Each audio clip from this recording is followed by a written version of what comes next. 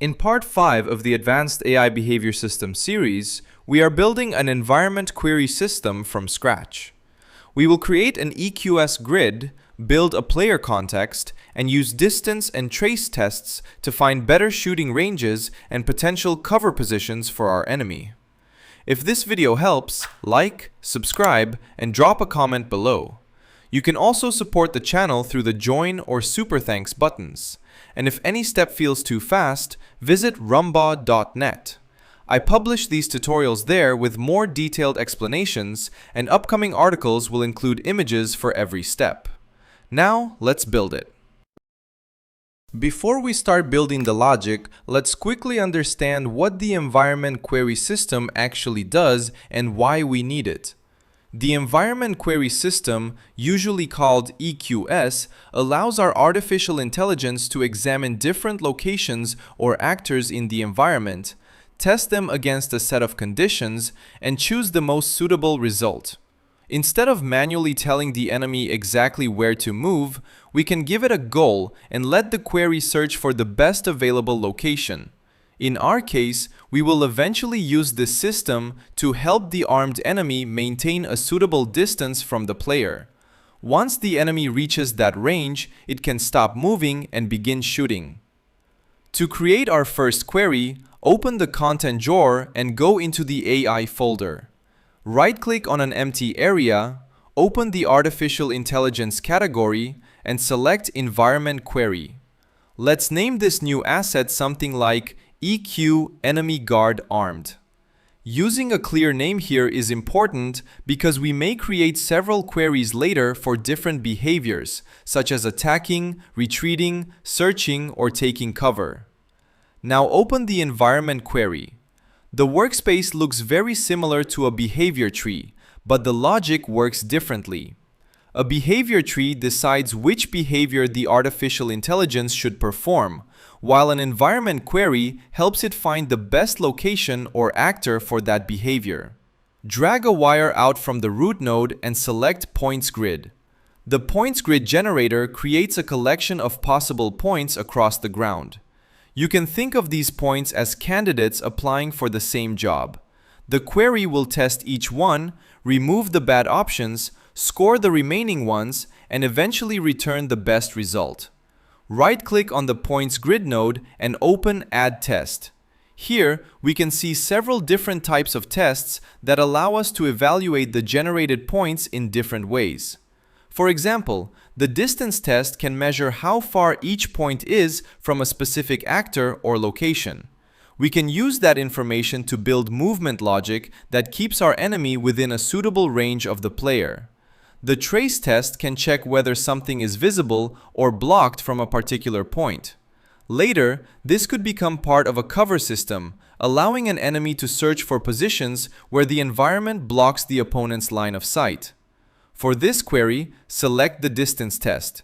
We now have a distance test attached to our points grid, but before we configure it, the query needs to know what it should measure the distance from.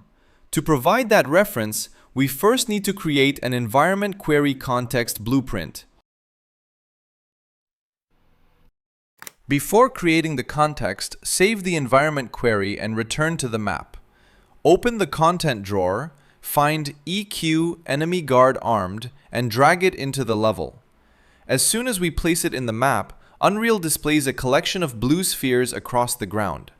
These spheres represent the points generated by our grid. At the moment, the query can generate possible locations, but it still needs a meaningful context so it knows where to generate the grid and what reference it should use when measuring and scoring those points.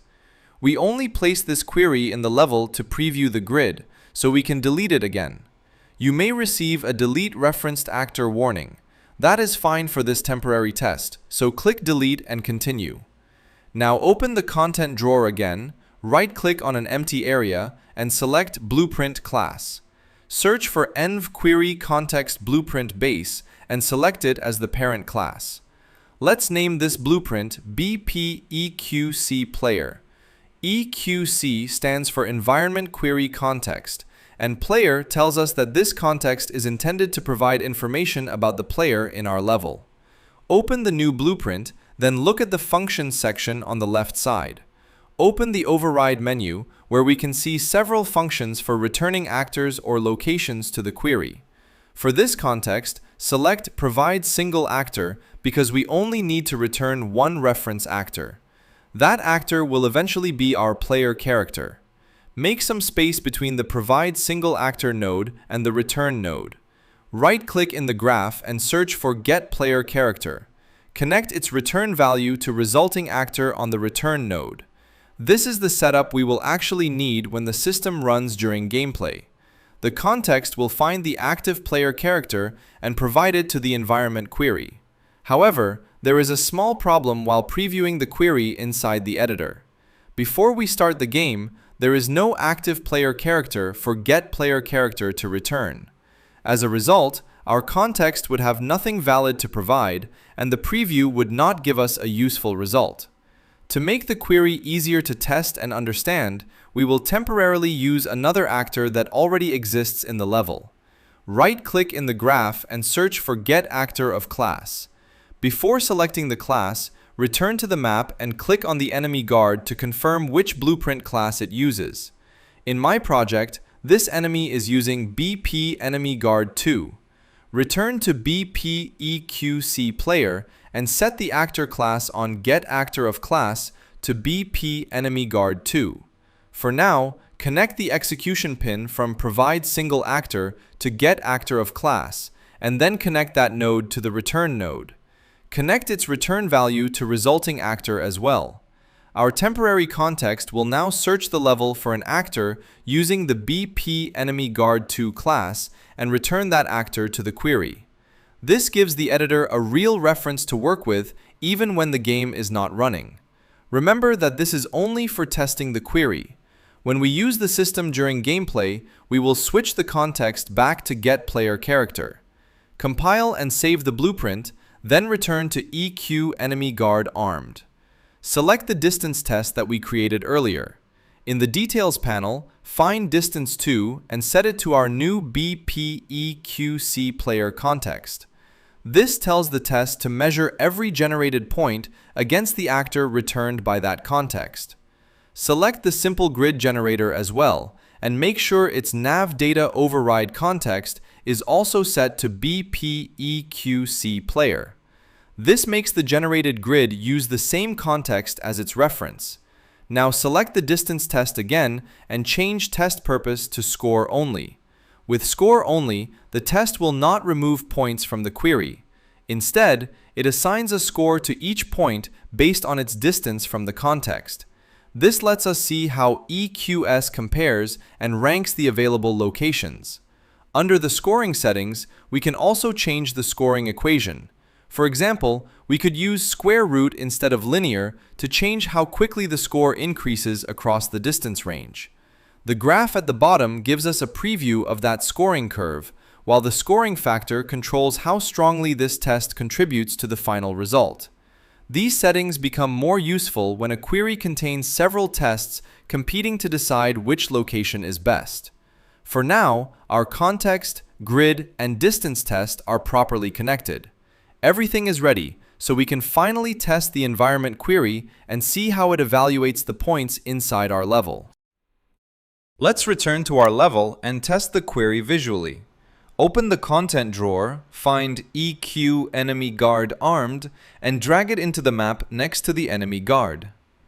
The generated points now have different colors and scoring values. The points closest to the enemy guard are red and receive lower scores. As the distance increases, the points gradually change from orange and yellow to green, with the green points receiving higher scores. This happens because our distance test is measuring every generated point against the actor returned by BPEQC player. For this temporary preview, that context is returning our enemy guard. Later, when the context returns the actual player, we can use these scores to find positions that keep the enemy at a suitable shooting distance. We definitely do not want our armed guard running directly into the opponent's arms for a friendly hug before it starts shooting. It needs a comfortable combat range where it can maintain distance while still attacking effectively. This type of movement is commonly called kiting. The enemy keeps enough space between itself and its target, moving when necessary to maintain that preferred range. Now move the environment query actor to another position in the level. As we move it, notice how the generated grid moves with it, while the red and green scoring pattern updates according to the new point locations. The context still references the enemy guard, so EQS recalculates the distance from every point back to that actor. This gives us a clear visual demonstration of how the generator and context work together.